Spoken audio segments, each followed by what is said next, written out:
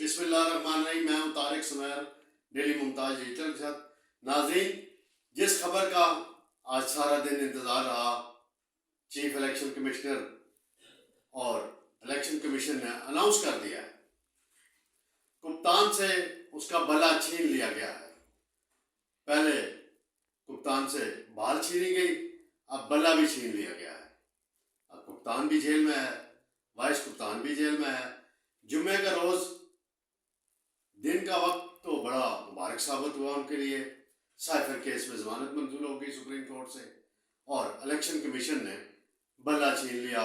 انتخابی نشان تحریک انصاف کا چھین لیا گیا, اور الیکشن کمیشن کے اعلامیہ کے مطابق جو فیصلہ کیا ہے الیکشن کمیشن نے, ریزرو کیا ہوا تھا کئی دنوں سے ہیئرنگ کر کے, اکبر ایس بابر کی سازش کامیاب ہو گئی.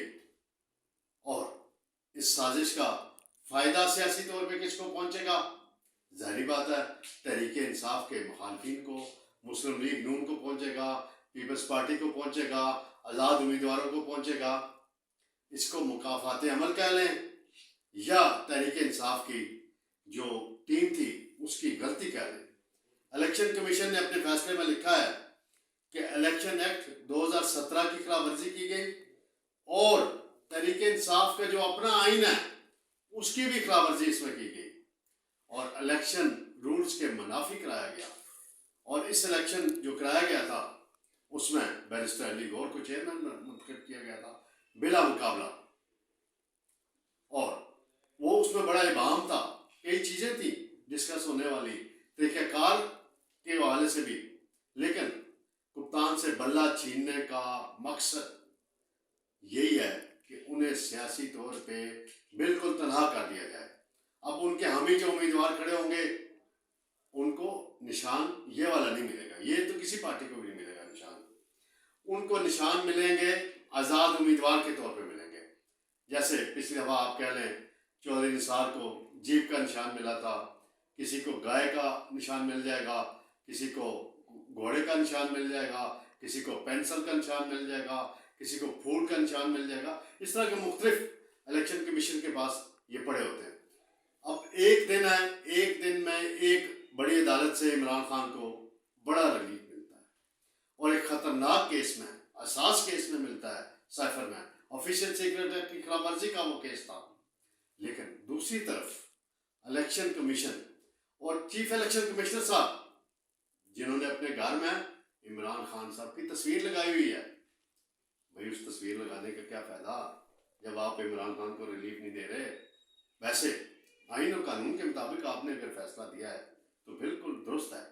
باقی پارٹیوں کے الیکشن بھی چیک کر رہے نا آپ, پھر ان کے بھی اسی طرح ہی ہوتے ہیں.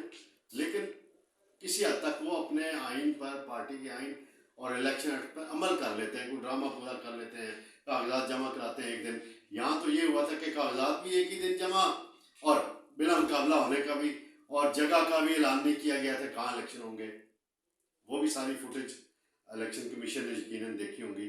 اکبر ایس بابر بانی رکن تحریک انصاف کے پہلے فارن فنڈنگ کیس میں بے نقاب کر چکے ہیں اپنی سابقہ لیڈر عمران خان کو, اور اب انہوں نے انٹرا پارٹی الیکشن میں اپنی سابقہ پارٹی کو بڑا نقصان پہنچایا ہے.